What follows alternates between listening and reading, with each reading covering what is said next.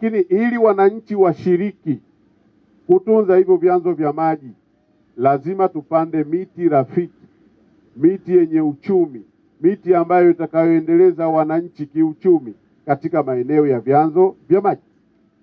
Kwa tumekubaliana kwenye vyanzo vya maji, kwenye ndani ya mita 60 tutapanda miti ya matunda, miti ya mikarafuu, miti ambayo mwananchi atailinda kwa sababu yeye atanufaika kiuchumi na maendeleo.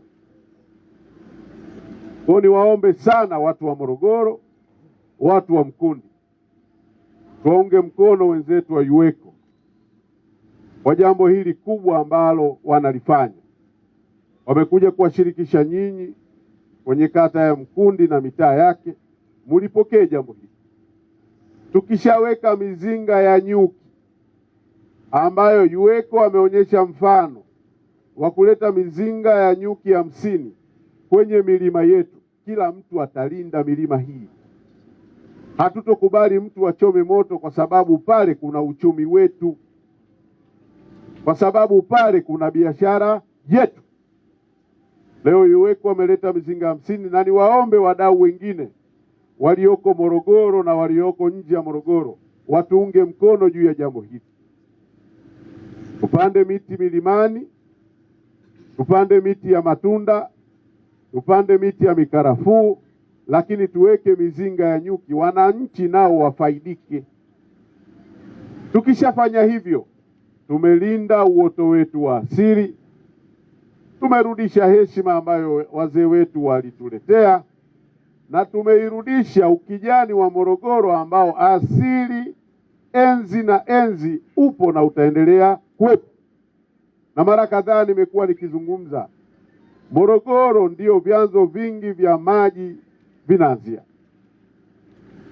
Kutotunza vyanzo hivi vya maji, kufanya shughuli za kibinadamu kwenye vyanzo vya maji, kukata miti hovyo, kuna athari kubwa kwenye uchumi wa Tanzania nzima, kwa sababu Morogoro vyanzo vya maji vinategemewa na mkoa wa Pwani.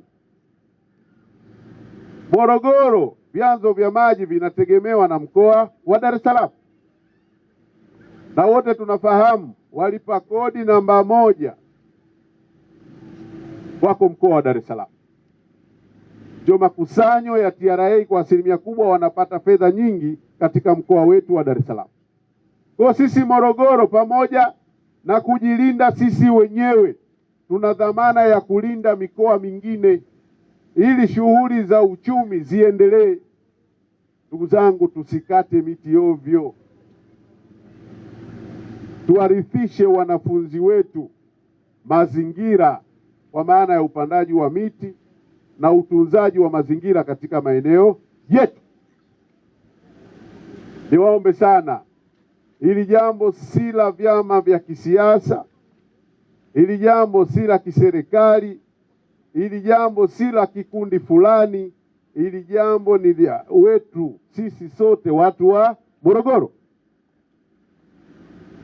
kwa sababu manufaa tutakayopata yataanzia kwetu sisi watu wa Morogoro.